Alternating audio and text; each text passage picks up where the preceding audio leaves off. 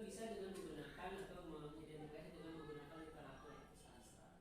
Literatur di sana kan banyak kasus dan konteks-konteks yang menggunakan buku. Biasanya di sastra itu banyak cerita-cerita atau apa semacam dongeng yang mengarah ke sana gitu ya. Nanti dengan cara seperti itu akan muncul atau kelihatan permasalahan-permasalahan atau yang muncul nanti di lingkungan. Atau mungkin kalau lebih profesionalnya lagi bisa dengan menggunakan guru tamu ya, menggunakan guru tamu yang nanti bisa memberikan arahan atau cara-cara yang terbaik untuk mendapatkan atau mengidentifikasi hal-hal dari luar ya Pak ya, guru tamu ya. Yang ada lagi dengan bermain peran, itu bisa salah satu yang bisa dipakai untuk mengidentifikasi kasus-kasus ya dengan hal-hal seperti itu. Mungkin nanti akan kita mendapatkan semacam highlight ya, di mana oh ini ada kasus ini seperti ini yang kemudian Bapak ini selama ini bagaimana Bapak menjalankan atau mengambil keputusan di sekolah Bapak, terutama untuk kasus-kasus di mana ada dua kepentingan misalnya yang sama-sama benar atau sama-sama mengandung nilai kebajikan. Misalnya untuk keputusan tersebut antara A dan B itu ketika diambil keputusan itu dua-duanya benar. Nah, bagaimana Bapak dalam menjalankan pengambilan keputusan tersebut? Di kasus seperti ini mestinya kita harus lebih berhati-hati ya. Kita menggunakan pola berpikir kritis lah. Istilahnya kita mesti betul-betul bisa melihat hal yang terbaik di antara yang baik gitu, atau hal yang terbaik di antara yang terburuk. Jadi itu ada sesuatu yang mesti kita melakukan menilai sesuatu dengan pendekatan-pendekatan yang sangat-sangat berhati-hati, dan kita melakukan pola pikir kritis ya untuk mendapatkan atau melakukan pengambilan keputusan. Mesti sangat-sangat hati-hati lah untuk hal seperti itu. Tentunya yang bermanfaat bagi semuanya gitu. Iya, konsepnya win-win solution ya, win-win solution untuk semua. Terus Bapak ini langkah-langkah atau prosedur seperti apa yang bisa Bapak lakukan selama ini yang untuk dalam pengambilan keputusan tersebut? Kan tadi sudah jelaskan ada identifikasi dulu, kemudian bagaimana menjelaskan pengambilan keputusan. Nah, kira-kira langkah-langkah yang atau prosedur yang Bapak lakukan yang biasa Bapak lakukan selama ini? Sebenarnya ada beberapa langkah yang bisa kita lakukan. Pertama, mengidentifikasi kepentingan dan nilai. Mengidentifikasi kepentingan nilai, mengumpulkan informasi, terus menganalisis konsekuensinya, mempertimbangkan perspektif perbedaan itu, gitu kan. Ada yang bisa kita sebutkan mengidentifikasi solusi alternatif, gitu kan.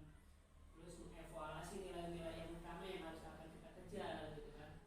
Terus ada lagi juga bisa menggunakan mempertimbangkan konsensus atau kompromi, gitu kan, dengan kompromi yang terbaik buat ini, dan biasanya itu dikonsultasikan dengan pembimbing atau guru.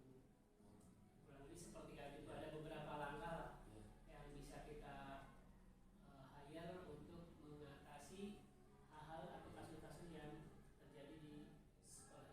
Luar biasa sekali Bapak langkah-langkahnya ya, menarik sekali. Nah, kemudian ini Bapak kira-kira hal apa saja yang selama ini Bapak anggap efektif dalam pengambilan keputusan pada kasus-kasus dilema etika tersebut, yang selama ini Bapak anggap paling efektif begitu untuk ya? Kalau paling efektif sebenarnya dari setiap langkah itu ada berbagai kasus bisa kita lakukan. Tapi paling intinya kita mencari solusi alternatif lah, solusi alternatif, karena mungkin misalkan kita mengambil keputusan di satu kasus di mana nanti yang sebagian mungkin merasa dirugikan atau sebaliknya, maka kita cari jalan tengah atau solusi alternatif yang bisa kita lakukan. Itu biasanya seperti gitu. luar itu, gitu kan, di luar kasus itu. Ya alternatif yang kita buat, gitu kan. Itu biasa kita lakukan. Cari potensi dari luar mungkin ya Pak ya. Betul. Nah kemudian Bapak hal-hal apa saja yang kira-kira selama ini yang merupakan tantangan Bapak dalam pengambilan keputusan tersebut? Mungkin ada tantangannya yang dalam pengambilan keputusan itu selalu ada ya tantangan pada kasus tersebut. Kira-kira seperti apa Bapak? Mungkin tantangan yang paling utama itu dalam rangka pendekatan ya. Itu kan biasanya ada semacam kalau bahasa Jawanya itu ewu pakewuh ya, ewu pakewuh atau biasa kita kenal dengan tepok seliro kepada orang itu, bagaimana nih kalau kita melakukan ini, bagaimana nih kalau tidak melakukan seperti tadi. Itu kan sesuatu yang paling sulit untuk kita mendapatkan keputusan yang terbaik, karena unsur-unsur personality, unsur-unsur kedekatan, biasanya kan kalau ini kasus terjadi di orang-orang yang terdekat bagaimana, atau di keluarga yang terdekat atau di rekan yang terdekat, itu biasanya sangat-sangat dilematis gitu kan. Itu kurang lebih seperti itu.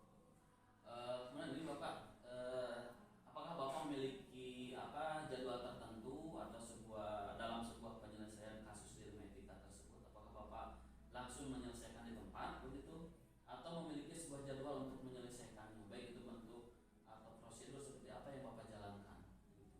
Itu tergantung kasuistik ya, tergantung kasuistik. Kalau misalkan kasusnya yang memungkinkan kita bisa mengambil keputusan cepat, dilakukan dengan tepat di waktu yang tepat, itu bisa dilakukan di hari itu atau di jam itu atau di kasus itu. Tapi kalau memungkinkan ini misalkan kasusnya terlalu kompleks gitu ya. Kalau terlalu kompleks itu mau tidak mau kita harus membuat mempersiapkan dulu alternatif apa yang mesti dijalankan, dan itu nanti biasanya kita schedule ya, schedulekan bagaimana nih kita penyelesaiannya. Tapi kalau kasus-kasus yang ringan kayak gitu biasanya ya ambil keputusan langsung gitu. Jadi situasional ya Pak ya, Situasional, bagaimana situasi yang tergantung dari konteksnya, tergantung dari konteks permasalahan itu yang terjadi. Kemudian Bapak ini apakah ada seseorang atau faktor-faktor apa yang selama ini mempermudah atau membantu Bapak dalam pengambilan keputusan Pak? Adalah di satu organisasi besar seperti sekolah ini kan setiap orang atau pimpinan itu tidak bekerja sendiri, ada tim-tim yang lain yang mendukung di kegiatan baik formal maupun informal di sekolah ini. Misalkan dengan melibatkan wali kelas, dengan melibatkan guru BK, BP dan sebagainya, atau teman-teman guru-guru senior yang notabene sudah paham betul budaya lingkungan yang biasa terjadi di sekolah ini. Itu pasti ada yang membantu, nggak bisa langsung kita melakukan keputusan sendiri. Sekolah orang tua juga mungkin ya Pak ya, bisa banyak gitu kan, Iya. mitra atau apa, siapapun yang bisa kita hire untuk menyelesaikan ini supaya mendapatkan hasil yang terbaik. Nah ini terakhir mungkin Bapak, dari semua hal yang telah disampaikan dari website kita tadi, pembelajaran apa yang dapat Bapak petik kira-kira dari pengalaman Bapak dalam setiap mengambil keputusan di sekolah ini?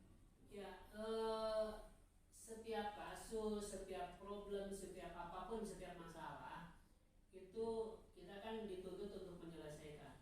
Nah dari setiap kasus yang terjadi itu jarang yang terjadi dengan kasus-kasus yang similar atau yang sama, biasanya berbeda-beda. Dan itu dijadikan kita tolak ukur pola kedepannya untuk mengambil keputusan yang lebih efektif lagi. Jadi banyak pembelajaran yang bisa kita dapat dari setiap kasus gitu, bahkan menuntut kita untuk bisa lebih bersifat dewasa lagi lah istilahnya dalam proses pengambilan keputusan, termasuk juga proses-proses yang bisa dikembangkan ke depan. Jangankan munculnya seperti kayak gini di teori-teori modern itu ada semacam pola atau strategi dengan kasus gitu, membuat kasus atau misalkan konflik gitu kan, yang nggak ada aja dibuat konflik. Kenapa? Supaya nanti kita bisa menghasilkan solusi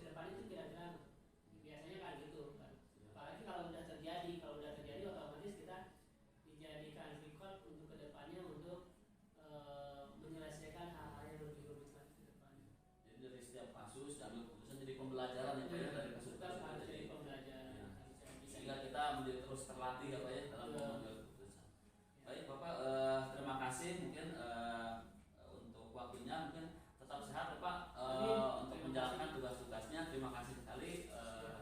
Atau teman, Assalamualaikum Pak. Waalaikumsalam warahmatullahi wabarakatuh. Udah terekam ya? 3, 2, 1. Assalamualaikum Bapak. Waalaikumsalam Bu Apsi. Apa kabarnya hari ini Bapak?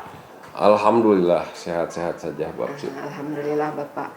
Hari ini mungkin saya akan mewawancara Bapak guna untuk memenuhi tugas saya di modul 3.1, mewawancarai kepala sekolah saya Apsi Wulandewi dari CGP Angkatan ke-8. Baik Bapak, bisa dimulai? Mangga. Selama ini Pak, bagaimana Bapak dapat mengidentifikasi kasus-kasus yang merupakan dilema etika atau bujukan moral di sekolah ini? Mengidentifikasi ya, jelas kalau yang sifatnya rules ya itu ada kaitannya patokannya ya. Tapi kalau misalnya sudah itu menyangkut masalah etika atau moral, ini kadang-kadang lebih mengedepankan pertimbangan perasaan juga gitu. Oh, baik Pak. Lalu selama ini bagaimana Bapak menjalankan pengambilan keputusan di sekolah Bapak, terutama untuk kasus-kasus di mana ada dua kepentingan yang sama-sama benar atau sama-sama mengandung nilai kebajikan? Nah, ini sebenarnya itu bukan masalah ya, karena dua-duanya positif gitu ya, dua-duanya baik dan dua-duanya berdampak kebajikan. Ya kalau misalkan hal itu terjadi ya kita pertimbangkan skala prioritasnya ya. Mana yang lebih mendesak untuk segera diselesaikan ya itu dulu gitu. Oh ya. Lalu Pak, langkah-langkah atau prosedural seperti apa yang biasa Bapak lakukan selama ini?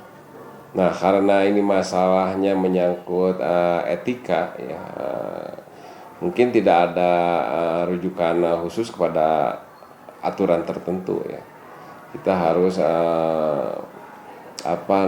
mempertimbangkan berbagai hal. Misalkan ya pengalaman saya sebagai kepala sekolah, pergaulan saya selama ini dengan rekan-rekan kepala sekolah yang lain itu sangat mempengaruhi terhadap pengambilan keputusan, dan juga tidak tertutup kemungkinan ya berdiskusi, berkomunikasi dengan rekan-rekan manajemen atau rekan-rekan guru di sini.